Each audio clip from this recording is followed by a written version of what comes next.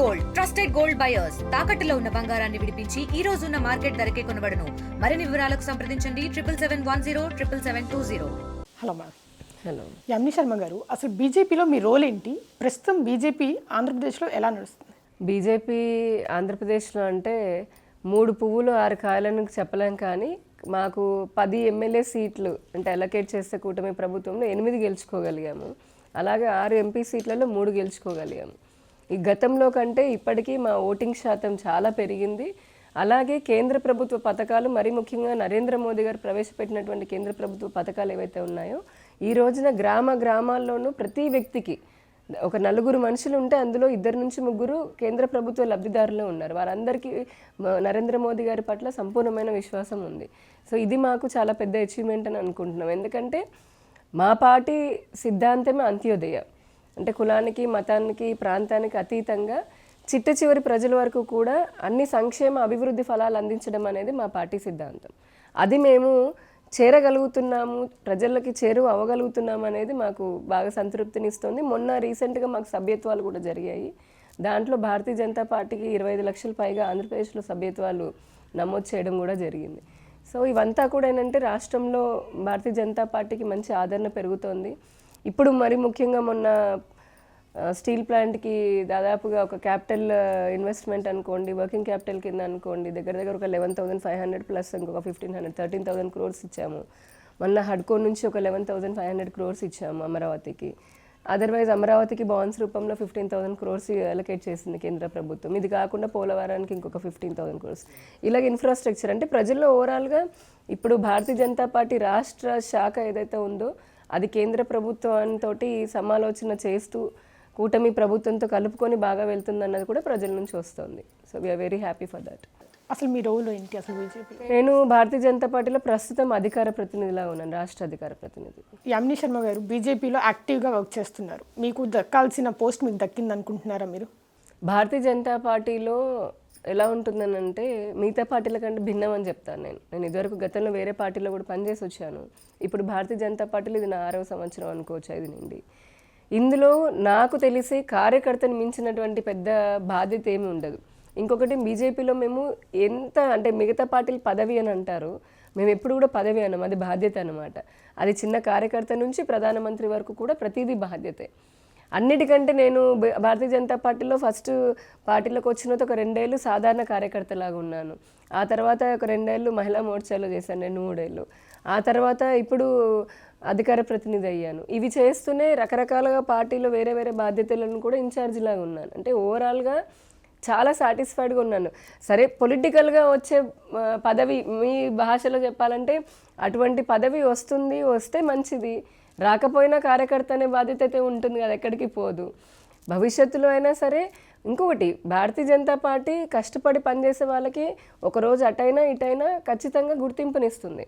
ఆ గుర్తింపు వల్లనే ఈ రోజున ఒక ఆదివాసీ సాధారణ స్థాయి టీచరు రాష్ట్రపతి అవ్వగలిగారు, ఛాయ్ అమ్ముకునేటటువంటి వ్యక్తి ప్రధానమంత్రి అవ్వగలిగారు. చాలా చోట్ల రోడ్లు ఊడ్చేటటువంటి సఫాయి కర్మచారి, మనం అంటాం కదా సఫాయి కర్మచారి, వాళ్ళు ఎమ్మెల్యేలు అయ్యారు బెంగాల్లో, ₹1 ఖర్చు పెట్టకుండా. ముఖ్యమంత్రులు అయిన వాళ్ళు ఉన్నారు, ఎంపీలు అయిన వాళ్ళు ఉన్నారు. సో బీజేపీలో ఎప్పుడు ఏదో వస్తుందని మనం ఆశించక్కర్లేదు, రాలేదని బాధ కూడా పడక్కర్లే. అంతా అనుకూలిస్తే పార్టీ ఖచ్చితంగా గుర్తునిస్తే మంచి నేను అనుకున్నదే రావచ్చేమో. But I'm happy with what I have now. అసలు బీజేపీ ఎందుకు సెలెక్ట్ చేసుకున్నారంటే ఏం చెప్తారు మీరు? ఒకటి, నేషనల్ పార్టీ అండి ఇది, అంటే జాతీయ పార్టీ. నాలాంటి భావాలు ఉన్నటువంటి వ్యక్తికి, నేను అంతకుముందు ప్రాంతీయ పార్టీలో ఉన్నాను, తెలుగుదేశం పార్టీలో ఉన్నాను, అక్కడ కూడా నాకు చేతనైనంత నేను పని చేయగలిగాను, సేవ చేశాను. ఆ తర్వాత అంటే డిఫరెన్స్ మనం చూస్తే భారతీయ జనతా పార్టీకి ఇప్పుడు దేశంలో 2 నేషనల్ పార్టీస్ ఉన్నాయి, ఒకటి కాంగ్రెస్, 2 భారతీయ జనతా పార్టీ. మనం కాంగ్రెస్ వెనుక చూస్తే కనుక దేశ విభజనకి కారణమయ్యి, లక్షలాది మంది మరణానికి కారణమయ్యి, లేదా ఈ రోజు వరకు కూడా అపీజ్మెంట్ పాలిటిక్స్ చేసుకుంటూ దేశాన్ని భ్రష్టు పట్టించి 77 సంవత్సరాల్లో కూడా దేశం అభివృద్ధి లేకుండా పేద దేశంలాగా ఉండడానికి కారణం కాంగ్రెస్, అది నేను నమ్ముతాను. అట్ ద సేమ్ టైం ఆపోజిట్గా జనసంఘ్, అంటే భారతీయ జనతా పార్టీకి ముందు నుంచి కూడా జనసంఘ్ అంటే నేను ఇందాక చెప్పినట్టు ఒక సిద్ధాంతం, ఒక ఐడియాలజీ.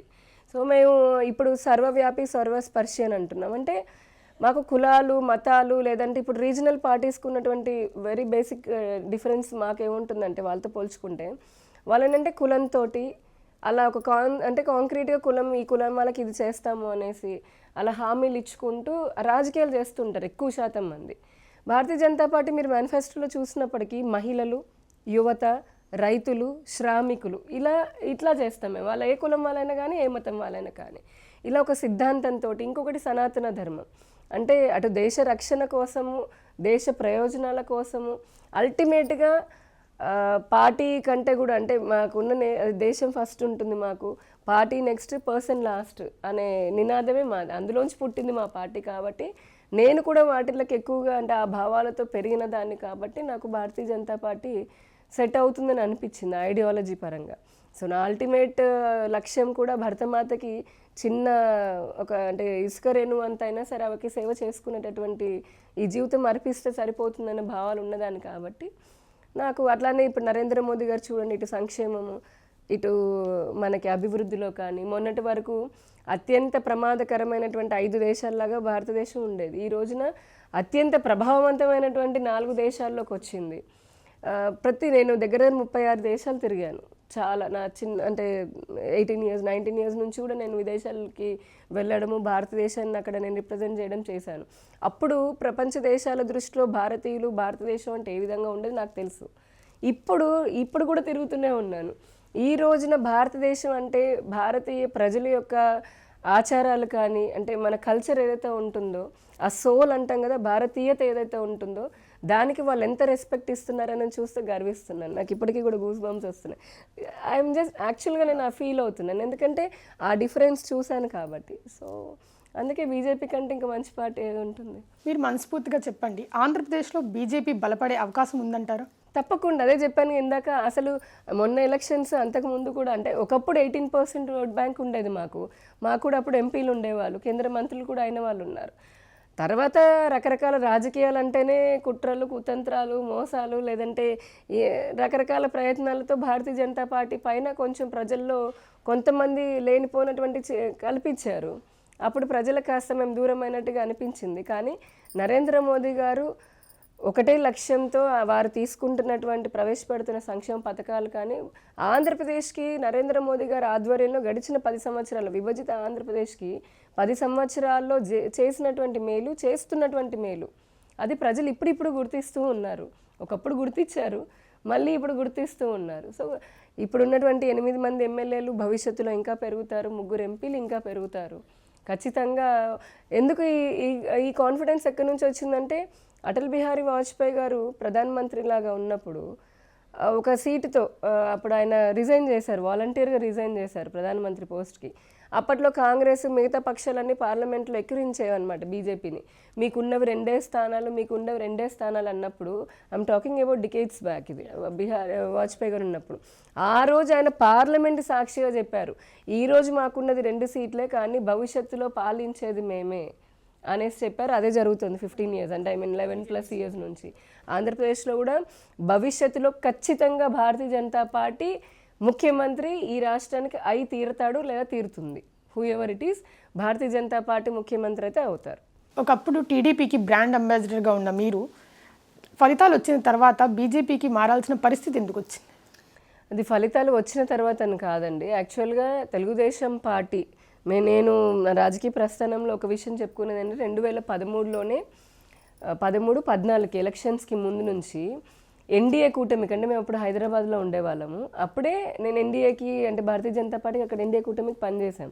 2014లో ఏదైతే రాష్ట్రం విడిపోయిన తర్వాత ఈ రాష్ట్రంలో ప్రతి జిల్లాలో ఉన్నటువంటి మానవ వనరులు లేదా సహజ వనరులని సరిగ్గా ఉపయోగించుకుంటూ విడిపోయినటువంటి రాష్ట్రం, అప్పుడప్పుడే విడిపోయిన రాష్ట్రం కాబట్టి ఒక విజనరీ నాయకుడు ఉంటే అటు కేంద్రంలోనూ ప్రధానమంత్రి నరేంద్ర మోదీ లాంటి వ్యక్తి ప్రధానమంత్రి అయితే ఈ దేశం బాగుపడుతుంది, ఇక్కడ చంద్రబాబు నాయుడు గారు ముఖ్యమంత్రి అయితే కనుక ఈ రాష్ట్రం బాగుపడుతుందని పారిశ్రామికవేత్తలందరూ కూడా నెల రోజులు, నాకు నా చంటి పిల్ల నెలల పాలు తాగే పిల్లని కూడా వదిలేసి నేను నెల రోజులు బస్సు యాత్ర చేశాం.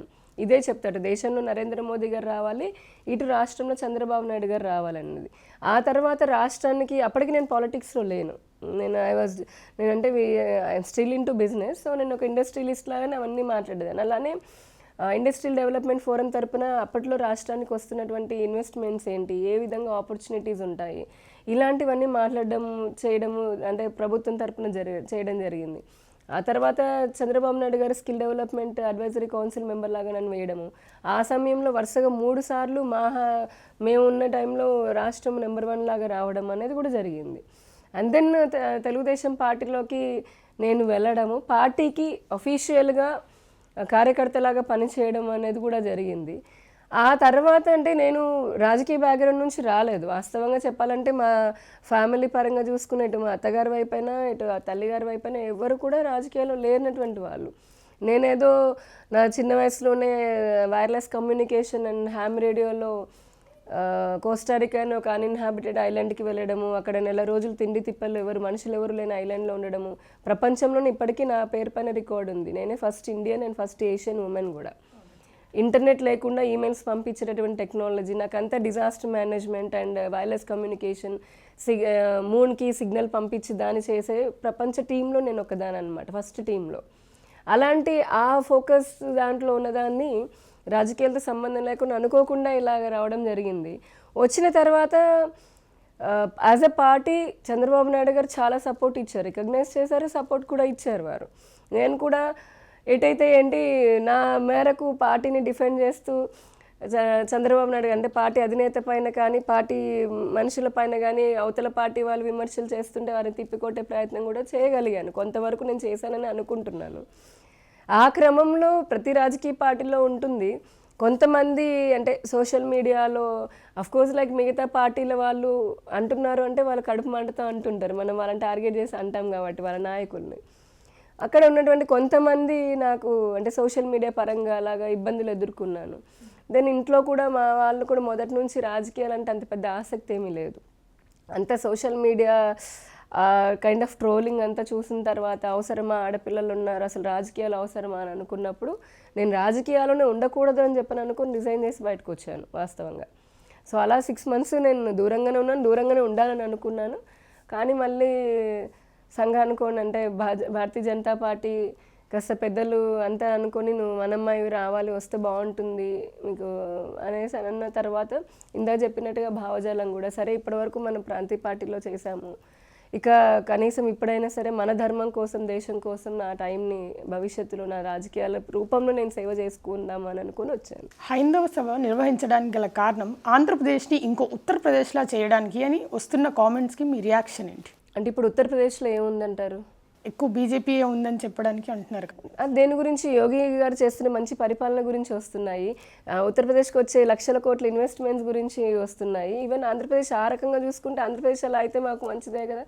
హిందుత్వానికి సంబంధించి మీరు నేను ప్రశ్న అడిగి ఉంటే కనుక ఉత్తరప్రదేశే కాదు, ఈ రోజున గుజరాత్లో కూడా నిన్నగాక మొన్ననే ద్వారక చుట్టూ ఉన్నటువంటి 7 ఐలాండ్స్ ఏవైతే ఉన్నాయో వాటిల్లో ఇల్లీగల్ ఎంక్రోచ్మెంట్స్, ఇతర అన్యమతాలకు సంబంధించి అక్రమంగా కట్టినటువంటి అన్ని కట్టడాలని గుజరాత్ ప్రభుత్వం నేలమట్టం చేసింది. ఇక ఉత్తరప్రదేశ్ అంటారు, ఉత్తరప్రదేశ్ కాదు ఆంధ్రప్రదేశ్ అయినా సరే నేను ఇందాకే చెప్పినట్టుగా భారతదేశానికి ఆత్మ సనాతన ధర్మం. ప్రపంచంలో నేను చెప్పడం కాదు, ఇది ప్రపంచం చెప్తోంది, చరిత్ర చెప్తోంది, ఆధారాలు చెప్తున్నాయి. 1500 సంవత్సరాల కిందట పుట్టినటువంటి ఒక మతం ఉంటుంది. 2000 సంవత్సరాలు 2024 25 సంవత్సరాల ముందు పుట్టిన ఒక మతం ఉంది. కానీ మీరు ఈ భారతదేశమే కాదు అఖండ భారత్లో ఇప్పటికీ ఇండోనేషియా వాళ్ళ ఎయిర్లైన్స్ చూడండి, లేదంటే కనుక మలేషియాది చూడండి, ఇంకా చాలా మన చుట్టుపక్కల దేశాలు ఏవైతే ఉన్నాయి భారతదేశంతో కలుపుకొని వాటన్నిటికీ అంతెందుకు అమెరికాలో అతిపెద్ద నదిలో కింద ఇప్పుడు భూభాగంలో చూస్తే 200 అడుగుల వెడల్పున్న శ్రీచక్రం కనిపిస్తుంది. మీరు రష్యా చూడండి, యూరోప్లో చూడండి, ఇప్పటికీ వాళ్ళ మ్యూజియాల్లో కానీ ఎక్కడ తవ్వినా శివలింగాలు బయటకు వస్తూ ఉంటాయి. అంటే ఈ భూమండలానికి ఆధారం సనాతన ధర్మం. ఆ సనాతన ధర్మాన్ని దాన్ని అనుసరించే క్రమంలో కొంతమంది వేరే మార్గాలు చూసుకొని కొత్త మతాలు పుట్టుకొని వచ్చేసరి వాళ్ళు చేసుకుంటున్నారు. కానీ అలా అని చెప్పని ఉన్నటువంటి భారతదేశం ఆత్మని చంపేయకూడదుగా సెక్యులర్ అనే పదంతో. ఈ దేశపు ఆత్మ, ఈ దేశపు ఆచారాలు, ఈ దేశపు వ్యవహారాలు, ఈ దేశపు ఏదైతే సాంప్రదాయాలు ఉన్నాయో ప్రతి వ్యక్తిని ఇలాగా ఏకత్వంలో ఇప్పుడు మనం చూస్తున్న మానవత ఏకత మానవత్వం అని చెప్పనని అంటారు. అంటే ప్రతి మనిషిలో కూడా సనాతన ధర్మం గొప్పతనం ఏంటి? ఈ రోజున ఒక పుట్టకి మేము పాలు పోస్తున్నాము, పుట్టలో ఉన్న నాగు పాము అంటే ఒక జంతువుని కూడా దేవతలాగా ఆరాధిస్తున్నాము, పారేటటువంటి నదుల్ని గంగా నది అని అంటున్నాము, అలాగే వేప చెట్టుని తల్లి అని పూజిస్తున్నాము అని అంటే ఏంటి? అది మా ధర్మం చెప్పింది కాబట్టి. అంటే ఈశ్వరుడు అనేటటువంటి భగవత్ తత్వము ప్రతి ప్రాణిలోనూ, జీవం ఉన్న ప్రాణిలోనూ, జీవంలోని రాయిలోనూ కూడా ఉంటుందని చెప్పింది సనాతన ధర్మం కాబట్టి ఆ ధర్మానికి పట్టిన భ్రష్టును వదిలించడానికని అది కూడా ప్రయత్నం చేస్తున్నాం. భారతీయ జనతా పార్టీ వేరేగా ఏమీ చెయ్యట్లేదు. ఈ దేశానికి ఏదైతే ఆత్మ అంటారో దాని పునరుజ్జీవనం కోసము ప్రయత్నం చేస్తున్నాం. మేము ఇంకెక్కడో కొత్త నుంచి లేదు, ఈ దేశానికి ఉన్నదే. ఈ దేశాన్ని నుంచి దూరం చేయాలని ఇప్పటికీ రకరకాల పన్నాగాలు పన్నుతున్నటువంటి దేశంలో ఉన్న జరుగుతున్న ప్రయత్నాలు అనుకోండి, దేశ బయట చేసే విచ్ఛిన్నకారులు ఎవరైతే ఉన్నారో వాళ్ళని దేశం నుంచి దూరంగా పెట్టాలని చేస్తున్న తాపత్రయం. సో ఆంధ్రప్రదేశ్లో హిందుత్వము బలపడాలని కోరుకుంటూ విశ్వ హిందూ పరిషత్ మొన్న హైందవ శంకారావం చేసింది. దాదాపు 7 లక్షల మంది పైగా వచ్చారు, ఎండను కూడా లెక్క చేయకుండా. ఎందుకు ఈ పోరాటం అని అంటే అసలు స్ట్రేట్గా మీరు అడిగిన దానికి ఒకటే సమాధానం. స్ట్రేట్గా చెప్పాలనంటే బ్రిటిష్ వాడు మనల్ని ఆక్రమించుకొని భారతీయ సంపద, అంతకుముందు మొఘల్స్ 1500 సంవత్సరాల నుంచి ఏదైతే మనకి కొల్లగొట్టుకొని సంపద దోచుకుపోయింది అది అయిపోయింది. పోర్చుగీస్ వాళ్ళు, ఆ తర్వాత బ్రిటిష్ వారు ఈ దేశం పైన వచ్చి ఈ దేశంలో ఉన్నటువంటి దేవాలయాల్లో ఉన్నటువంటి ఎన్నో సంపదను కొల్లగొట్టుకొని పోవడమే కాకుండా ఇతర మతాలకి అంటే ఇస్లామిక్ వాళ్ళకి చూడండి, ఒక మసీద్ ఎప్పుడు ఒక ముస్లిం చేతుల్లోనే ఉంటుంది, దానికి ప్రభుత్వ పెత్తనం ఉండదు. అలానే ఒక చర్చ్ తీసుకుంటే ఆ చర్చ్ పాస్టర్ చేతిలోనే ఉంటుంది, దానికి ప్రభుత్వ పెత్తనం ఉండదు. వాళ్ళు ఒక సింగిల్ రూపీ కూడా ప్రభుత్వానికి కట్టరు. కానీ బ్రిటిష్ వారికి తెలుసు హిందువులు ధార్మికంగా ఉంటారు, వాళ్ళు ధర్మాన్ని పరిరక్షించుకోవడం కోసం వాళ్ళ మొక్కుల రూపంలో చెల్లిస్తున్నారని ఎండోమెంట్ అని ఒక డిపార్ట్మెంట్ పెట్టి దాని నుంచి ప్రభుత్వాన్ని పెత్తనాన్ని ఏర్పాటు చేశారు. పోనీ బ్రిటిష్ వాడు వెళ్ళిపోయాడు, తర్వాత వచ్చిన కాంగ్రెస్ అయినా సరే 1000 సంవత్సరాల దేవాలయాలు ధ్వంసం కాబడ్డాయి, దాన్ని పునరుద్ధరణ చెయ్యాలి, మెజారిటీ హిందువులు ఈ దేశంలో భాగస్వాములు కాబట్టి వారి మనోభావాలని మళ్ళీ వారికి స్వాంతన చేకూర్చాలని ప్రయత్నం చేసిందా? చేయాల. On top of it Congress ఏం చేసింది? కేంద్ర ప్రభుత్వం వారు ఉన్నప్పుడు వక్ఫ్ బోర్డ్ అని చెప్పని తీసుకురావడము, ప్లేసెస్ ఆఫ్ వర్షిప్ అని చెప్పని తీసుకురావడము, ఇలాంటివన్నీ చేసి సనాతన ధర్మాన్ని ఇంకా దూరం చేయాలి, దాన్ని నాశనం చేయాలని కాంగ్రెస్ దాని ఎలైడ్ పార్టీస్ ఏవైతే ఉంటాయి ఈ రోజుకి మాట్లాడతారుగా స్టాలిన్ లాంటి వాళ్ళు. వి విల్ ఎరాడికేట్ సనాతన ధర్మం. నువ్వెవడు ఎరాడికేట్ చేయడానికి? నీ తండ్రులు కాదు కదా, నువ్వు తలకిందులు కాదు కదా, నీ ఎంతమంది, కొన్ని లక్షల మంది ప్రయత్నించారు, కొన్ని వేల మంది ఈ దేశం పైన 1500 సంవత్సరాలు ఆక్రమణ ప్రయత్నం చేశారు. దాన్ని కాపాడుకోవడంలో కొన్ని లక్షల మంది ప్రాణత్యాగాలు చేశాడు. ఇంత పూర్వమైనటువంటి సనాతన ధర్మాన్ని ఎవడో ఏదో చేస్తాము అని కాదు. ఈ ఎండోమెంట్ పైన మేము పోరాటం అంటే విశ్వ హిందూ పరిషత్ పోరాటం చేసింది. అందరిలాగానే హైందవ అంటే టెంపుల్స్ కూడా, హిందూ ఆలయాలు ప్రభుత్వ పెత్తనాల్లోంచి బయటికి రావాలి, హిందూ ఆలయాల్లో ఉన్నటువంటి ఇతర మతాలకు సంబంధించిన వారిని తొలగించి హిందువులకి మాత్రమే పవిత్రతను చేకూర్చే విధంగా చేయాలని ఒక 10 డిమాండ్లతో చేయడం జరిగింది. పవన్ కళ్యాణ్ని దగ్గరుండి హిందూ సనాతిగా బీజేపీ మార్చింది, అది కూడా ఆంధ్రప్రదేశ్ మత రాజకీయాలు చేయడానికి అనే విమర్శలు వస్తున్నాయి. అది ఎంతవరకు నిజం? ఆ విమర్శ చేసే వాళ్ళకి ఎంత శాంక్టిటీ ఉంటుందో నాకైతే తెలియదు, కానీ అలా చేసే వాళ్ళ ముందుకు వస్తే ముందు నేను నా సమాధానం ఒక చెంపదెబ్బతో చెప్పి వాళ్ళతో నేను మాట్లాడుకునేవి చాలా ఉన్నాయి. ఇందాకే అంటే మీ ముందు ప్రశ్నకి చెప్పాను, మతతత్వం రాజకీయాలు అసలు చేస్తోంది ఎవరు? భారతీయ జనతా పార్టీ అంటే ఎలా అంటే ఏమీ లేకుండానే భుజాలు తడిమేసుకొని మొదటి నుంచి కూడా ఈ దేశంలో ఒక రకమైనటువంటి భావజాలాన్ని అటు ఎడ్యుకేషన్లోను, ఇటు ఎంటర్టైన్మెంట్ రూపంలో, ఇటు సాహిత్యం రూపంలో ప్రజల్లోకి బాగా బలంగా తీసుకొని వెళ్ళే ఇప్పుడు ఓకిజం అని అన్నారు, ఇట్లాంటి రకాలుగా తీసుకొని పోయారు.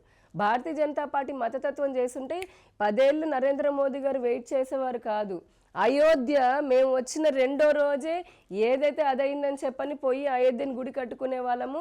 ఇప్పుడు ద్వారక కానీ, జ్ఞానవాపి ఆలయానికి సంబంధించిన కాశీ కానీ, లేదంటే ఎన్నో ఈ రోజుకి జోగులాంబ, అలంపూర్ ఉన్నటువంటి ఎన్నెన్నో గుడిల దగ్గర నుంచి అన్ని టకా తొలగించుకుంటూ మా గుళ్ళని మేము బయటికి వాటిలో కింద ఉన్నవి మా గుళ్ళే కదా తీసుకొని వచ్చుకునే వాళ్ళము. అన్ని ప్లేసెస్ ఆఫ్ వర్షిప్ ఈ పాటికి బంద్ చేసేవాళ్ళం, దాన్ని రద్దు చేసేవాళ్ళం. వక్ఫ్ బోర్డు కూడా ఒక్క సంతకంతో రద్దు చేసేవాళ్ళం బీజేపీ మతతత్వ రాజకీయాలు చేసి ఉంటే కనుక. కానీ అలా చేస్తోందా? చెయ్యట్లా.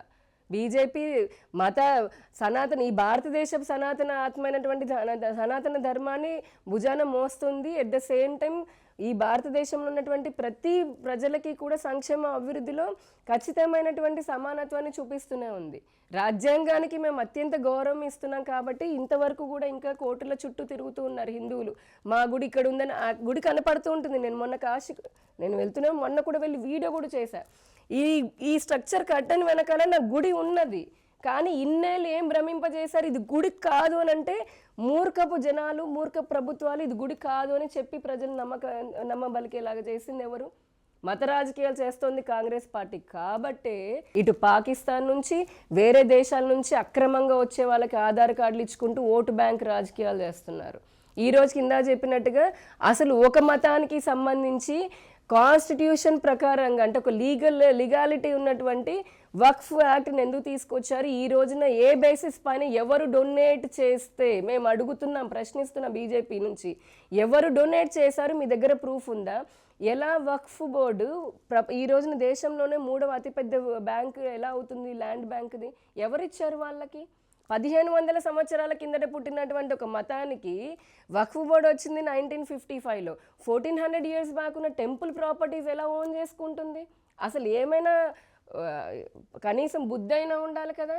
కానీ అలా లేదు, పూర్తిగా ఇటువంటి చట్టాలు చేసి కోర్టుల పరిమితికి మించినటువంటి అధికారాలను కట్టబెట్టింది. అది అయిపోయింది. ప్లేసెస్ ఆఫ్ వర్షిప్ ఉంది. ప్లేసెస్ ఆఫ్ వర్షిప్ అంటే ఏంటి? 1995లో 1990 అనుకుంటా. అప్పటికి ఏ స్ట్రక్చర్ పైన ఏది ఉంటే అదే అట.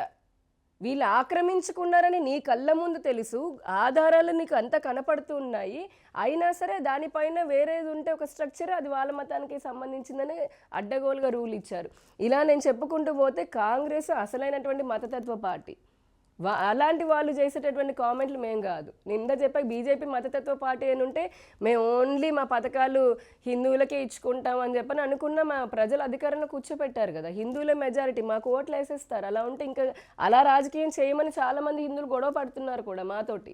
కానీ మేము చెప్పాము అలా కాదు, భారత రాజ్యాంగాన్ని గౌరవించాలి కాబట్టని భారతీయ జనతా పార్టీ ప్రవేశపెట్టిన ఏ పథకమైనా మీరు తీసుకోండి, నేను ఆన్ రికార్డ్ చెప్తున్నాను, show me one single scheme, లేదంటే వాళ్ళు తీసుకొచ్చినా ఇతర మతాలకు కాకుండా హిందువులు అనే దాంతో ఎక్కువ వాళ్ళకి మేలు జరిగిందని నిరూపిస్తే కనుక నేను ఇప్పుడే రిజైన్ చేస్తాను.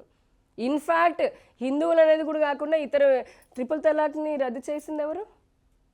ఈ నెల నుంచి ముస్లిం మహిళలకి జస్ట్ బికాజ్ వాళ్ళు ఎంత ఇప్పుడు హిందూ మహిళలు మేము ఉన్నాము, పెళ్ళిళ్ళు చేసుకుంటున్నాము, మీరు కూడా మహిళ కదా మామూలుగా, మీరు మన పెళ్ళిళ్ళు చేసుకుంటాము, మన భర్త 2 3 అది మన మతాచారమైన ఏ ఆచారమైనా ఒక పర్సన్ యాజ్ అ పర్సన్ అనిపిస్తుంది కదా, నాకే ఉండాలి నా భర్త అని అనిపిస్తుంది కదా ఎవరికైనా. మరి అలాంటి బాధలు పడుతూ వాళ్ళు బయటికి రాలేక, చెప్పుకోలేక, వారికి ఉన్నటువంటి ఫండమెంటల్ రైట్స్ ఏవైతే ఉంటాయో as a human, as a citizen of this country, వాటిని కూడా కోల్పోతూ ప్రాపర్టీ విషయంలో వాళ్ళు రైట్స్ కోల్పోతున్నారు. ఇప్పుడు యూనిఫామ్ సివిల్ కోడ్ దేని గురించి అని అనుకుంటున్నారు? ఇస్లామిక్ ఎస్పెషల్లీ ఇప్పుడు హిందూ మ్యారేజ్ యాక్ట్ తీసుకోండి మీరు, దాంట్లో హిందూ మహిళకి పెళ్ళైన తర్వాత చాలా ఉన్నాయి, హక్కులు ఉన్నాయి. వేరే భర్త ఈ పెళ్ళ ఒప్పుకోకుండా ఇంకో పెళ్లి చేసుకోకూడదు, చేసుకుంటే కోర్టుకి అంటే వాడు పనిష్ అవుతాడు. ప్రాపర్టీస్లో కూడా భర్తకి ఏదైనా జరిగితే భార్యకి పిల్లలకి హక్కు వస్తుంది ప్రాపర్టీస్లో, వేరే అత్తగారు ఇంకా ఎవరికి ఏమీ ఉండదు. అలా చాలా పకడ్బందీగా ఉంది. కానీ ఇతర చట్టాలకు వచ్చేటప్పటికి మ్యారేజ్ దాంట్లో కొన్ని అవకతవకలు ఉన్నాయి. వీటన్నిటికంటే ముందు ప్రజల యొక్క ఫండమెంటల్ రైట్స్ ఇంపార్టెంట్ కాబట్టినే అందుకని అది కూడా తీసుకురావాలని ప్రయత్నం చేస్తున్నాము. సో ఇట్లాంటివి ఇవన్నీ కూడా అందరికీ తెలుసు. కానీ ఒకటేనమ్మా, ప్రపంచ దేశాలన్నిటికీ కూడా తెలుసు, భారతదేశం ఎదిగిందంటే ఈ ప్రపంచంలో అన్ని దేశాల కంటే అగ్రస్వామిలాగా మళ్ళీ ఒకప్పుడు విశ్వగురువులాగా అవుతుంది అనే భయము ప్రపంచ దేశాలకు ఉంది. దానికోసమనే చచ్చిపోతారు. ఇప్పటికీ కూడా అంతే. భారతదేశం ఎదుగుతున్నా ఎదగలేదంటారు, కళ్ళ ముందు నేషనల్ హైవేలు కనిపించినా ఏం అభివృద్ధి అంటారు, వందే భారత్ బుల్లెట్ ట్రైన్స్ పరిగెత్తున్నా ఏం అభివృద్ధి అంటారు, ఎయిర్పోర్ట్స్ పోర్ట్స్ ఇలా గ్రామ స్థాయిలో అన్నీ జరుగుతున్నా ఏం జరిగిందని అంటారు. వాళ్ళకేంటంటే భారతదేశం ఎదగకూడదు, ఈ దేశం ముక్కలు ముక్కలు అయిపోతూ కొట్టుకుంటూ చావాలి, పేదరిక దేశంలాగా ఉండేవాళ్ళు బీజేపీ మతతత్వం అంటారు తప్పితే ఓట్లు వేస్తున్న ప్రజలకు తెలుసు, వాళ్ళ మనసులకు తెలుసు. ఆర్ఎస్ఎస్ బీజేపీ దేశానికి పట్టిన దరిద్రం అని వామపక్ష పార్టీలు చెప్తున్నారు. దీనిపైన మీ కామెంట్?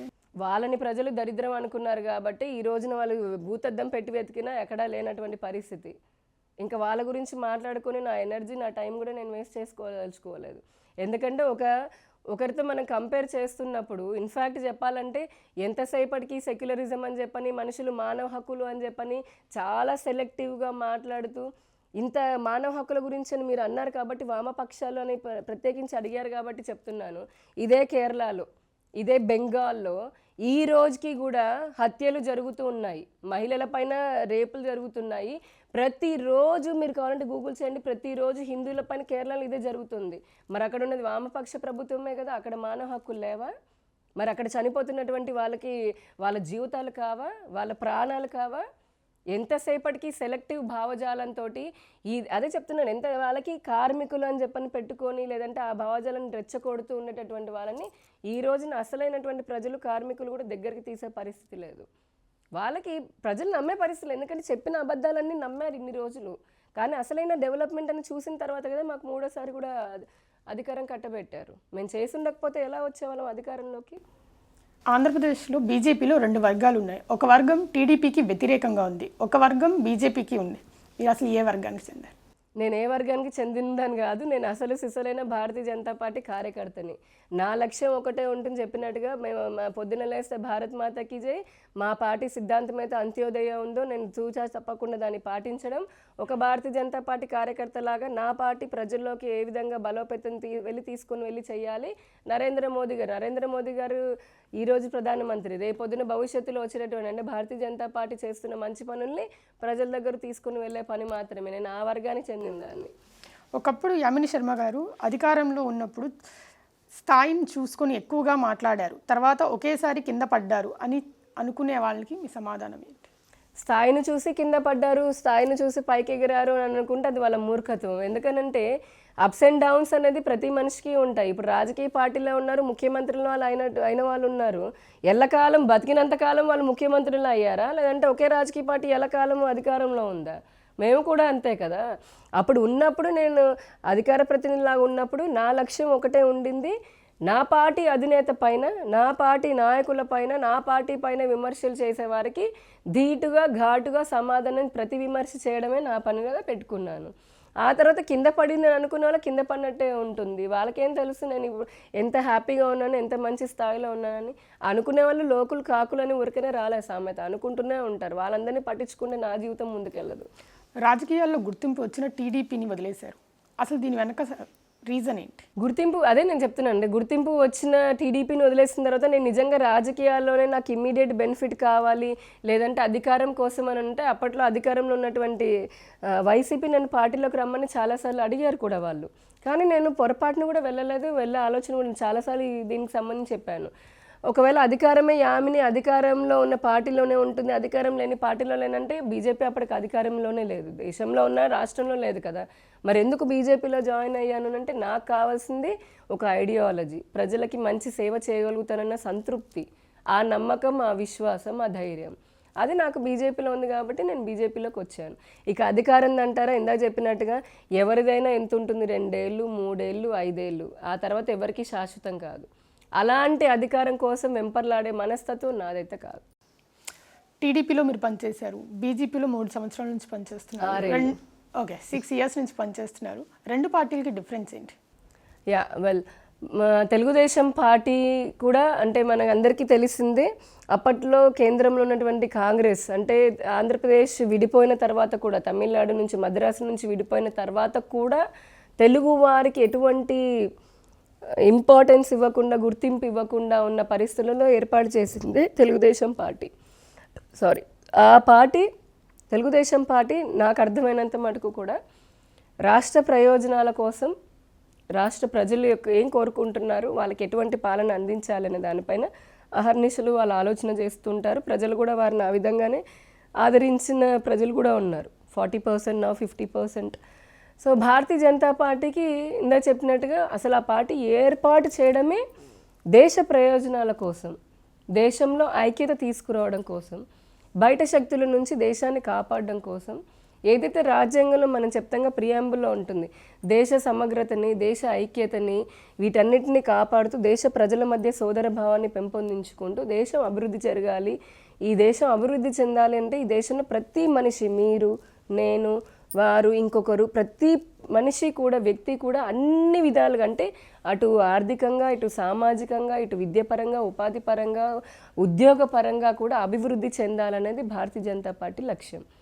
సో దీనికంటే అది దేశం కోసం ఆలోచిస్తుంది. చాలా ఉన్నతమైనటువంటి దీర్ఘకాలికమైనటువంటి లక్ష్యాలు అయితే భారతీయ జనతా పార్టీకి చాలా పెద్ద ఎత్తున ఉన్నాయి. అంటే ఈ దేశం ఏం కోల్పోయింది, ఈ దేశానికి మళ్ళీ వీళ్ళ తిరుగు తీసుకురావాలి. ఎందుకంటే స్వాతంత్రానికి ముందు భారతదేశం ఒక ఎగ్జాంపుల్, నౌకాయానం అంటే మనకి నౌకలు నిర్మించడం దగ్గర నుంచి ప్రపంచంలో ప్రజలు ఉపయోగించే అవసరాల్లో including perfumes, I'm talking about thousands of years back also, పర్ఫ్యూమ్స్కి కూడా ప్రపంచంలో కావాల్సిన వాటిల్లో 50 to 60% సప్లయర్ లాగా భారతదేశం ఉండేది. యు నేమ్ ఎనీ సెక్టర్, భారతదేశమే నెంబర్ 1 లాగా ఉండేది.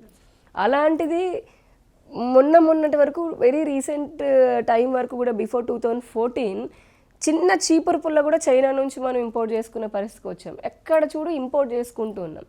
మనుషులు అంటే మన దేశంలో ఉత్పాదన తగ్గింది, ఉత్పత్తి తగ్గింది, మ్యానుఫ్యాక్చరింగ్ కెపాసిటీస్ తగ్గాయి, క్యాపబిలిటీస్ తగ్గాయి. మనం ఇంపోర్ట్ చేసుకునే స్థితికి వచ్చేటప్పటికి ప్రజలు సంపాదించేటటువంటి సంపద తగ్గిపోతూ ఉంది, దేశ జీడిపి తగ్గిపోతూ ఉంది. అందుకని పేదరిక దేశంలానే ఉండిపోతూ ఉన్నాము, ఇన్ఫ్రాస్ట్రక్చర్ లేదు. సో వీటన్నిటిని సరి చేసుకుంటూ, ఇటు ఇన్ఫ్రాస్ట్రక్చర్ని రైజ్ చేసుకుంటూ, దాని ద్వారా వచ్చేటటువంటి సంపదని సంక్షేమం వైపు మళ్ళిస్తూ, ఇటు ప్రతి ఒక్క ప్రజలు జన్ధన్ యోజన కానివ్వండి, ఇప్పుడు ప్రధానమంత్రి ఆవాస్ యోజన కింద ఇచ్చిన ఇల్లు కానివ్వండి, మహిళల ఆత్మగౌరవం కోసమని కడుతున్నటువంటి కోట్లాది మరుగుదొడ్లు కానివ్వండి, గ్రామ స్థాయిలో వేస్తున్నటువంటి రోడ్లు కానివ్వండి, ఇప్పుడు పిఎం సూర్య గారు అని చెప్పని ఫ్రీగా సోలార్, మనకి సూర్యుడు వద్దన్న 360 రోజులు ఉంటాడు భారతదేశంలో, అటువంటివి తీసుకుంటూ ప్రపంచ దేశాలకి ఆదర్శంగా ఈ రోజున ఉన్నాం. కోవిడ్ సమయంలో కూడా మనము సొంతంగా ఇక్కడ టాబ్లెట్స్, వ్యాక్సిన్స్ తయారు చేసుకొని ఆ వ్యాక్సిన్ని లేని దేశాలకు కూడా పంపించే స్థితికి ఈ రోజున భారతదేశం ఎదిగింది. ఇది భారతీయ జనతా పార్టీకి ఇలాంటివి ఉన్నాయి. దేశం ఏం కోల్పోయిన తీసుకొచ్చే క్రమంలో అటువంటివి ఉన్నాయి. రెండు రకాలుగా వెళ్ళేటటువంటివి. అది జాతీయ ప్రయోజనాలు చూస్తుంది, మళ్ళీ భారతమాతను విశ్వగురు స్థానంలో నిలిపే క్రమంలో ఆలోచన చేస్తూ ఉంటారు. వీళ్ళు కూడా ఆంధ్రప్రదేశ్ ప్రజల యొక్క ఆకాంక్షలను చేరుకునే క్రమంలో తెలుగుదేశం పార్టీ పనిచేస్తుంది. ప్రస్తుతం కూటమిలో సీఎం, డిప్యూటీ సీఎం అని బాగా ఎక్కువగా నడుస్తుంది. దీనిపైన మీరేమంటారు? ఎవరో ఒకళ్ళు ఇప్పుడు కలిసి ఉంటే చిచ్చు పెట్టాలని, కలిసి ఉన్న వాళ్ళకంటే చిచ్చు పెట్టాలి, వాళ్ళు విడిపోతే బాగుండని చూసి ఆత్మసంతృప్తి చెందే జీవులు చాలా ఉంటుంటాయి సహజంగా, ఎక్కడైనా సరే, ఏ రంగంలో అయినా, ఏదైనా. ఇప్పుడు కూటమి వీళ్ళు అనుకున్నారు మొదట్లో అసలు కూటమి, ఎందుకంటే చాలా గొడవలు, ఇబ్బందుల మధ్యలో కలిశారు కదా మామూలుగా, అంత ఉంది కాబట్టి కూటమి ఏర్పాటు అవ్వదు అని అనుకున్నారు. కానీ అన్ని రకాలుగా అంత చర్చలు జరిగిన తర్వాత అల్టిమేట్లీ రాష్ట్ర దేశ ప్రయోజనాల కోసమని కూటమి జతగట్టాము. ప్రభుత్వం ఏర్పాటైంది. ప్రభుత్వం ఏర్పాటైన తర్వాత కూడా 8 నెలల్లోనే ఎంతో అభివృద్ధి, అహర్నిశలు, అటు చంద్రబాబు నాయుడు గారు పనిచేస్తున్నారు, ఇటు పవన్ కళ్యాణ్ గారు, ఆయన చాలా విస్తృతంగా ఆయన పాత్రను పోషిస్తున్నారు. వీరిద్దరికీ అడిగిందే అడగకుండా కూడా నరేంద్ర మోదీ గారు కేంద్రం నుంచి సహాయం చేస్తున్నారు. 3 ఇండస్ట్రియల్ కారిడార్లు, ఇందాక నేను స్టార్టింగ్ చెప్పినట్టు 11,000 కోట్లు, పోలవరానికి అనుకోండి, హడ్కో అనుకోండి, రాజధానికి 15,000 కోట్లు, రాజధాని మెట్రోకి 2,700 కోట్లు. ఇంకా ఇప్పుడు మొన్ననే నరేంద్ర మోదీ గారు ఇదే నెల 8వ తారీఖున 2 లక్షల కోట్ల రూపాయల సంబంధించి ప్రాజెక్టులకి శంకుస్థాపన చేయడము, ప్రారంభించడం కూడా జరిగింది. ఓవరాల్గా 8 నెలలు 3 లక్షల కోట్ల రూపాయలు రాష్ట్రానికి రావడం జరిగింది. ఇది చూసి అట్టుకోలేరు కదా మరి. ఇదే ఫేస్లో, అంటే ఇదే పేస్లో వెళ్తూ ఉంటే అవతల ఉన్నటువంటి జగన్మోహన్ రెడ్డి వైసీపీకి ఇంకా భూస్థాపితం, అది భూస్థాపితంలో కూడా 7 లోకాల కింద ఉంటాయి, భూమి కంటే ఇంకా 6 ఉంటాయి. 6 లోకాలకి వెళ్ళిపోతాడేమో భయంతో రకరకాల చిచ్చుపెట్టే కార్యక్రమాలు చేస్తూ ఉంటారు. అందులో ఇంకొకటి, మా పార్టీలో కూడా, అంటే కూటమి పార్టీల్లో కూడా సహజంగా వాళ్ళ నాయకులు ఇంకా ఈ విధంగా ఇంకా పై స్థాయిలో ఉండాలని కోరుకునే కార్యకర్తలు కూడా ఉంటారు. సో వీళ్ళు పెట్టే నిప్పుని తెలుసో తెలియకో మరి వాళ్ళు అందించుకోవడము. కామెంట్ ఏంటి? వారసత్వ రాజకీయాలు ఒకటి ఎగెయిన్స్ట్, నేను ఎగెయిన్స్ట్, మా పార్టీ కూడా కంప్లీట్లీ ఎగెయిన్స్ట్. కానీ ఎక్సెప్షన్ ఏదైనా ఉంది అని అంటే, జస్ట్ కేవలము వారు వారసత్వం నుంచి వచ్చారు అంటే, మా నాన్న ముఖ్యమంత్రనో, లేదంటే మా తాత ప్రధానమంత్రనో, లేదంటే ఇంకేదో అని చెప్పని అదే వాళ్ళ క్వాలిఫికేషన్ లాగా, మేము వారి తర్వాత మేమవుతాం, మేము గత మా పిల్లలు అవుతారు, లేదా మా అత్తగారులు అవుతారని ఇలాంటి వ్యవస్థ కాకుండా, ఇటువంటివి కాకుండా ప్రూవ్ చేసుకొని ఆ వారసత్వంలో వచ్చిన తర్వాత కూడా నాయకుల్లాగా నాయకురాల్లాగా ప్రూవ్ చేసుకొని ప్రజల ఆదరణ పొందితే గనక ఇబ్బంది ఏమీ లేదు. అలా పొందకుండా బై డిఫాల్ట్ తీసుకొచ్చి రుద్ది పడేసి వీళ్ళ ఫ్యామిలీ ఇది కనుక అంటే ఎక్కువ ఇది రీజనల్ పార్టీస్లో ఉంటుంది. ఎందుకనంటే పార్టీ పెట్టే ఒక వ్యక్తి ఉంటారు, ఆ పార్టీని ఆ కుటుంబ సభ్యులు లేదంటే వాళ్ళకి సంబంధించిన వాళ్ళ తర్వాత నడుపుకుంటూ వెళ్తారు. ఇటువంటిది దేశానికి మంచిది కాదు. ఇప్పుడు కాంగ్రెస్ని చూస్తున్నాగా మన కేంద్రంలో, అంటే జాతీయ స్థాయిలో జవహర్లాల్ నెహ్రూ గారు ఉన్నారు, వారి తర్వాత ఇందిరాగాంధీ అయ్యారు, ఆ తర్వాత రాజీవ్ గాంధీ అయ్యారు, ఇప్పుడు ఆ తర్వాత రాహుల్ గాంధీ, ప్రియాంక గాంధీ అంటున్నారు. అంటే ఈ ఫ్యామిలీ తప్పితే వాళ్ళ దృష్టిలో ఈ భూమి మొత్తం మీద కూడా అంటే వెతికినా కూడా జల్లెడ పట్టి వెతికినా ప్రధానమంత్రి అయ్యే స్థాయి ఇంకెవరికి లేదని వాళ్ళ భావన. అంటే ఈ దేశాన్ని అప్పనంగా వాళ్ళ పార్టీనే వాళ్ళ కుటుంబం మాత్రమే ఏలుకోవాలనేది వాళ్ళకు ఒక స్వార్థం. ఇటువంటి వారి వల్ల జరిగేది ఏముంది? తెలివితేటలు ఉంటే బాగానే ఉండు, తెలివితేటలు లేకుండా ప్రజల ఆకాంక్షలు అర్థం చేసుకోకుండా వారసత్వంతో నేను నెగ్గుకొస్తానంటే ప్రజలు కూడా ఉపేక్షించే పరిస్థితి నేటి రాజకీయాల్లో లేదు. నారా లోకేష్కి డిప్యూటీ సీఎం పదవి ఇవ్వాలని టీడీపీ క్యాడర్ మొత్తం కోరుకుంటుంది, దీన్ని మీరేమంటారు? నేను ఇందాక అదే చెప్తున్నాను, ఆ పార్టీ నాయకులు అభిమానులు కోరుకోవడంలో తప్పు లేదు. పవన్ కళ్యాణ్ గారిని కూడా ముఖ్యమంత్రి లాగా చూడాలని జనసేన వాళ్ళు కూడా అనుకుంటూ ఉన్నారు. అలానే మా భారతీయ జనతా పార్టీలో కొంతమంది కార్యకర్తలు ఈ మధ్య మా బీజేపీకి కూడా డిప్యూటీ సీఎం ఇవ్వండి అని చెప్పని కూడా కొన్ని సోషల్ మీడియాలో గ్రూపులో తిప్పుతూనే ఉంటారు. ఇక్కడ విషయం ఏంటంటే ఎవరి పార్టీ వాళ్ళు అనుకుంటే తప్పేమీ లేదు. కాకపోతే అది ఉన్న వ్యవస్థని, అంటే ఇప్పుడు 3 పార్టీల కూటమి, ఇది 3 పార్టీలు భాగస్వామ్యంతో ఉన్నటువంటి ప్రభుత్వం కాబట్టి ఎటువంటి నిర్ణయం తీసుకున్నా ముగ్గురి భాగస్వామ్యం ఉండి అందరికీ అనుకూలంగా తీసుకుంటే కనుక నిర్ణయాన్ని ఎవరు వ్యతిరేకించాల్సిన అవసరం లేదు. యామిని శర్మ, ఢిల్లీ స్థాయిలో పెద్ద పెద్ద పరిచయాలు ఉన్నాయి, రాబోయే రోజుల్లో కీలక పదవి వచ్చే అవకాశం ఉందంటారా మీకు? పదవికి సంబంధించి నేను ఇంతకుముందే చెప్పాను, ఢిల్లీలో అయినా గల్లీలో అయినా పరిచయాలు పదవులు తీసుకుని వచ్చి పెట్టేది కాదు భారతీయ జనతా పార్టీ. అంటే పరిచయాలతో పదవులు రావు బీజేపీలో ఫస్ట్ ఆఫ్ ఆల్. సో పని చేస్తేనే వస్తాయి, ఆ పని చేస్తూనే ఇంతకాలం చేస్తాను అంటే ఇక్కడ మళ్ళీ ఇంకొక డిఫరెన్స్. రీజనల్ పార్టీలో ఎలా ఉంటుందంటే 5 years నాకు ఖచ్చితంగా నేను ఎమ్మెల్యే ఎంపీ అవ్వాలి అంటే నాకు ఈ పదవి లేకపోతే నేను ఇంకొక పార్టీలోకి వెళ్ళిపోయిన వాళ్ళు ఎక్కువ శాతం ఉంటారు, అంటే ఎక్కువ శాతం మంది అలా ఉంటారు. జాతీయ పార్టీలో ఓపిక అవసరం, చాలా ఓపిక అవసరం. నాకు ఆ ఓపిక పుష్కలంగా ఉంది. తప్పకుండా ఈ పరిచయాలతో, అది మళ్ళీ నేను రీట్రేట్ చేస్తున్నాను, పరిచయాలతో పదవులు రావు బీజేపీలో. మనం కష్టపడి పని చేస్తూ ఆ భావజాలానికి సిద్ధాంతాన్ని ముందుకు తీసుకొని వెళ్తూ పార్టీ బలోపేతానికి పని చేస్తుంటే ఏదో ఒక రోజు వస్తాయి. So I'm just waiting for that. ప్రస్తుతం ప్రభుత్వంలో ఉన్న మీకు టీడీపీ మీ మాట వినే పరిస్థితి ఉందంటారా?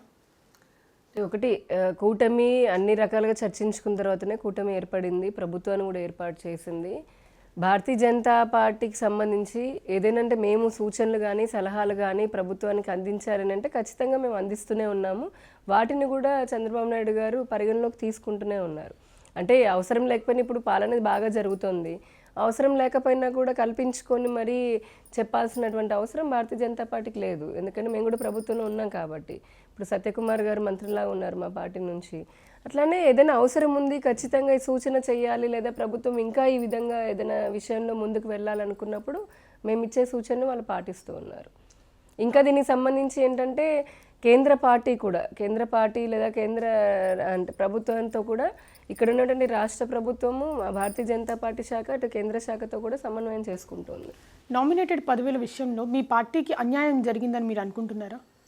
కొంతమంది కార్యకర్తలు, నాయకులు ప్రముఖంగా అంటే మొదటి లిస్ట్ వచ్చినప్పుడు, సెకండ్ లిస్ట్ వచ్చినప్పుడు బాధపడ్డారు, భంగపడ్డవారు కూడా ఉన్నారు, పార్టీని ప్రశ్నిస్తున్న వారు కూడా ఉన్నారు, లేకపోలేదని నేను అనట్లేదు. కాకపోతే ఇప్పుడు సేమ్ భారతీయ జనతా పార్టీ లాగానే జనసేన వాళ్ళు కూడా అనుకుంటున్నారు, టీడీపీ వాళ్ళ వర్షన్ వాళ్ళకి వేరే ఉన్నది. ఓవరాల్గా చూసుకున్నానంటే కొంతమంది బాధపడుతున్నా, ఇబ్బంది పడుతున్నా ఇదంతా ఒక అగ్రిమెంట్, అంటే ఒక కాంప్రమైజ్ అవుతూ ముందుకు వెళ్ళాలి. ఆ రేషియో ప్రకారమే, అంటే ఇటు చంద్రబాబు నాయుడు గారు, పవన్ కళ్యాణ్ గారు, అటు అమిత్ షా మోదీ గారు, లేదా పురంధరేశ్వరి గారు, వీళ్ళంతా చర్చించుకొని ఎవరికి ఎన్ని ఇస్తే బాగుంటుంది అని చెప్పని నిర్ణయం తీసుకుంటున్నారు. అది కొంతమంది కార్యకర్తలకి, నాయకులకి ఇబ్బంది అనిపించినా చేసేదేం లేదు కదా, తప్పదు. అంటే అడ్జస్ట్మెంట్ అలాంటిది. విజయసాయి రెడ్డికి బీజేపీకి లింక్ ఉంది, అందుకే రాజీనామా చేశారని అంటున్నారు, దీన్ని మీరేమంటారు? ఇంకా నేను ఈ మాట విజయసాయి రెడ్డి అనలేదు. నేను పొద్దునే ఆయన స్టేట్మెంట్ చూస్తుంటే ఆయన ఇచ్చిన దాంట్లో ఇప్పటివరకు చంద్రబాబు నాయుడు గారికి నాకు వ్యక్తిగతంగా ద్వేషం ఏం లేదు, పవన్ కళ్యాణ్ గారు నాకు చిరకాల స్నేహితులు, మరి ఆయన కలిపి ఏ స్కూల్లో ఏ కాలేజ్లో చదువుకున్నారో నాకు తెలియదు, కానీ అందరు అంటున్నారు బయట ఈ మాట. అలానే 9 ఏళ్ళు నాకు దగ్గరుండి నన్ను సహకరించి నాకు తోడ్పాటును అందించినటువంటి నరేంద్ర మోదీ గారికి, అమిత్ షా గారికి ప్రత్యేక ధన్యవాదాలు. అంటే ఆయన మీద కేసులు పడుతున్నాయి అని చెప్పని ఇక ఆయన ఉన్నటువంటి వైసీపీ పార్టీకి దాదాపు భూస్థాపితం అయిపోయింది. రేపు పొద్దున A2తో పాటు A1ని కూడా అరెస్ట్ చేసే దాఖలాలు బాగా కనిపిస్తున్నాయి. ప్లస్ సొంత పార్టీల్లోనే ఆయనకి ఎటువంటి విలువ లేదు, ఇప్పటివరకు ఆయన దోచుకున్నది తప్పితే ఆయనకి ఇప్పుడు విలువ ఇచ్చేది లేదు. సకల శాఖ మంత్రి కాస్త సజ్జల ఎవరైతే ఉన్నారో ఆయనకి ఇంపార్టెన్స్ పెరుగుతోంది అని చెప్పని ఈయన బాధపడుతూ ఆ వెళ్ళే వ్యక్తి ఏంటో ఈ రోజున నీతి వాక్యాలు నీతి సూక్తులు చెప్పుకుంటూ మళ్ళీ మా పార్టీ 3 పార్టీల మధ్యలోకి లాగడం అనేది ఆయన కావాలని పని కట్టుకొని చేస్తున్నటువంటి పనిలాగానే కనిపిస్తుంది. నేను అబద్ధాలు చెప్పలేను అందుకే రాజీనామా చేశాను అని అంటున్నారు, దీన్ని ఏమంటారు? ఈ మాట వింటే కనుక నిజంగా అబద్ధం అనేది కూడా అర సెకండ్లో ప్రపంచం అంతా తిరిగి ఎక్కడైనా సరే ఊరేసుకొని చచ్చిపోతుందేమో. పొద్దున లేస్తే విజయసాయి రెడ్డి గారు ఎన్ని అబద్ధాలు ఆడారు, ఎంత అవినీతి చేశారు, ఎన్ని బూతులతో విమర్శలు చేశారు అనేది అసలు ప్రజలందరికీ తెలుసు. ఈ రాష్ట్రం పుట్టిన బుడ్డోడికి కూడా తెలుసు, ఏమన్నాడు కదిలిచ్చిన వాడని చెప్తాడు. ఈ మనిషి అసలు ఎంపీలాగా ఎలా ఉన్నాడు అని చెప్పని చీగొట్టుకొని ప్రజలు ఎవరైనా ఉన్నారంటే అతిశయోక్తి కాదు ఈ రాష్ట్రంలో. కొట్టనటువంటి వాళ్ళు ఎవరైనా ఉన్నారనంటే అటువంటి వ్యక్తి ఇప్పుడు నేను అబద్ధాలు చెప్పను, అబద్ధాలు చెప్పాల్సి వస్తుంది కాబట్టి రాజకీయాల్లోంచి బయటకు వస్తున్నాను అంటే వెనకటి ఒక సామెత ఉంది, వినేవాడు అయితే కనుక చెప్పేవాడు ఏదో చెప్తూ ఉంటాడనేసి. అలాగే ఇప్పుడు ఈ రోజున రాష్ట్రంలో ప్రజలందరినీ ఆయన ఏదో వెధవలు అనుకుంటున్నాడో మరి లేదంటే పిచ్చివాళ్ళు అనుకుంటున్నాడేమో విజయసాయి రెడ్డి గారు. అందుకని ఆయన ఏం చెప్పినా జనాలు వినేస్తారు నమ్మేస్తారని అనుకుంటున్నట్టున్నారు. చంద్రబాబు నాయుడుని, నారా లోకేష్ని బండబూతులు తిట్టిన వైసీపీ నాయకుల్ని బీజేపీలో చేర్చుకోవడానికి గల ఉద్దేశమే. బీజేపీలోకి వాళ్ళు ఒకరు వచ్చారో ఇద్దరు వచ్చారో వాళ్ళు కూడా ఏమి చంద్రబాబు నాయుడు గారిని అంటే మరీ ఎక్కువగా ఏం తిట్టలేదు, కానీ టీడీపీ కూడా తీసుకుంది కదా. అసలు పూర్తిగా అందులో ఉండి వ్యతిరేకించినటువంటి వాళ్ళని టీడీపీ కూడా మరి పార్టీలోకి చేర్చుకొని మంత్రి పదవులను కూడా ఇచ్చింది కదా, గతంలో అయినా ఇప్పుడైనా. ఈ పార్టీల్లోకి చేర్చుకునే అంశం ఏదైతే ఉందో అది ఎవరికి వాళ్ళంటే సాధారణంగా ఇప్పుడు 3 పార్టీలు కలిపి మాట్లాడుకున్నాయి. ఒక స్థాయి నాయకులు ఎవరైనా సరే వాళ్ళు రాజకీయ పరంగా విమర్శలు చేసినప్పటికీ కూడా రాజకీయాలంటేనే డిఫరెంట్ ఈక్వేషన్స్ ఉంటాయి. ఆ ఈక్వేషన్స్కి వాళ్ళ ప్రజల్లో వాళ్ళకు ఉన్నటువంటి ఆదరణను బట్టి రకరకాల అంశాలు ముడిపడి ఉంటాయి. దాంతో ఏ పార్టీ అయినా చేర్చుకోవడానికి ఉంటుంది. కొంతమంది చాలా క్రూరమైన వాళ్ళు, లేదంటే ఎక్కువగా ఇంకా వీరి గురించి తప్పదు మనం సొంతంగా డెసిషన్ తీసుకోలేము అనుకున్నప్పుడు ఖచ్చితంగా నాకు తెలిసి చంద్రబాబు నాయుడు గారు, ఇటు మా పార్టీ, అటు పవన్ కళ్యాణ్ గారు, అమిత్ షా మోదీ గారు మాట్లాడుకొని అందరికీ ఏకాభిప్రాయం కుదిరితేనే తీసుకుంటారేమో అంటున్నా. అంటే అట్లాంటి వారే అయితే గనక మిగతా వాళ్ళని సాధారణంగా అన్ని రాజకీయ పార్టీలు తీసుకుంటూనే ఉన్నాయి. దాంట్లో కేవలం బీజేపీనే తీసుకుందనే ఉంది, టీడీపీనే తీసుకుని మంత్రి పదవులు కూడా ఇచ్చారు కదా. కేంద్రంలో బీజేపీ అధిష్టానం ఏపీ మీద ఎప్పుడు చిన్న చూపు చూస్తుంది అని మీ పార్టీలోనే మాట్లాడుకుంటున్నారు, దీన్ని ఏమంటారు? చూస్తుంది అనడానికి కూడా అంటే చూడదు అని చెప్పని నేను చెప్తున్నాను, కానీ చూడట్లేదు అని కూడా నేను చెప్తున్నాను. కానీ కొంతమంది మా పార్టీలో ఉన్న వారి అభిప్రాయం ఏంటంటే కేంద్ర పార్టీ తను తీసుకున్నటువంటి నిర్ణయాల వల్ల అఫ్కోర్స్ అది దేశానికి మంచిదయ్యే ఉంటుంది, కానీ కేంద్ర పార్టీ తీసుకుంటున్నటువంటి నిర్ణయాల వల్ల రాష్ట్ర పార్టీకి కొన్ని సందర్భాల్లో అంటే ఇబ్బందులు పడుతూ ఉన్నారు. రాష్ట్ర పార్టీ స్వతంత్రంగా చేయలేకపోతుందని కొంతమంది అనుకుంటూ ఉన్నారు మా పార్టీలో కూడా. కానీ ఓవరాల్గా మనం చూస్తే రాష్ట్ర పార్టీకి చాలా స్వేచ్ఛ ఉన్నది. కానీ జాతీయ పార్టీ కాబట్టి జాతీయ ప్రయోజనాల దృష్ట్యా, అటు ప్రభుత్వాల దృష్ట్యా, ఇటు కూటమి దృష్ట్యా కూడా కొన్ని సందర్భాల్లో జాతీయ పార్టీ చెప్పినట్టుగా రాష్ట్ర పార్టీ నడుచుకోవాలి. ఆ విషయంలో అన్యాయం జరిగిందని నేనైతే చెప్పట్లేదు, కానీ ఇదంతా సమన్వయం చేసుకుంటూ ముందుకైతే పోతున్నారు. అమిత్ షా పర్యటన వెనుక చంద్రబాబుతో పవన్ కళ్యాణ్ భేటీ అయ్యారని, రాజ్యసభ సీట్ల గురించే అని బయట టాక్ ఉంది, దీన్ని ఏమంటారు? ఈ టాక్ అయితే విస్తృతంగా వస్తుంది, కానీ అమిత్ షా గారు వచ్చింది అయితే NDRF NIDM ఇన్స్టిట్యూట్స్ అది ఇనాగ్రేషన్కి వచ్చారు. ఆ తర్వాత ఇప్పుడు చంద్రబాబు నాయుడు గారు, పవన్ కళ్యాణ్ గారు, అమిత్ షా గారు కలిసి మాట్లాడుకుంటున్నారు. వారు మాట్లాడుకుని ఒక 1 వీక్ కూడా కాలేదు, ఈలోపు విజయసాయి రెడ్డి ఆయన ఆల్ ఆఫ్ ఎ సడన్ చాలా అంటే ఇప్పటివరకు జగన్మోహన్ రెడ్డి ఆత్మ అయితే నేను ఒక శరీరం అని చెప్పుకొని బిల్డప్ ఇచ్చుకొని మరి నిజంగా అలా కలిసే ఉన్నారో లేదంటే ఇప్పుడు అలా బిల్డప్ ఇచ్చుకున్నారో తెలియదు. కానీ ఈయన రిజైన్ చేసి ఇంతమందిని పొగిడేటప్పటికి కింద చెప్పినట్టుగా అందరినీ జత చేస్తూ పొగుడుతుండేటప్పటికి కొన్ని అనుమానాలకి తావిస్తోందని మీడియాలో అంతా చర్చ జరుగుతోంది. కానీ భారతీయ జనతా పార్టీకి సంబంధించినంత మటుకు ఇటువంటి అవినీతి పరులు భారతీయ జనతా పార్టీలోకి రావాలన్నా కష్టమే, అందులో ఇమడాలన్నా కూడా కష్టమే. Thank you for your valuable time and all the best for your political career. Thank you. మరిన్ని వీడియోస్ కోసం ఛానల్ ని సబ్స్క్రైబ్ చేయండి. లేటెస్ట్ అప్డేట్స్ కోసం వాట్సాప్ ఛానల్ ని ఫాలో అవ్వండి. ఆ లింక్ డిస్క్రిప్షన్ లో ఉంది.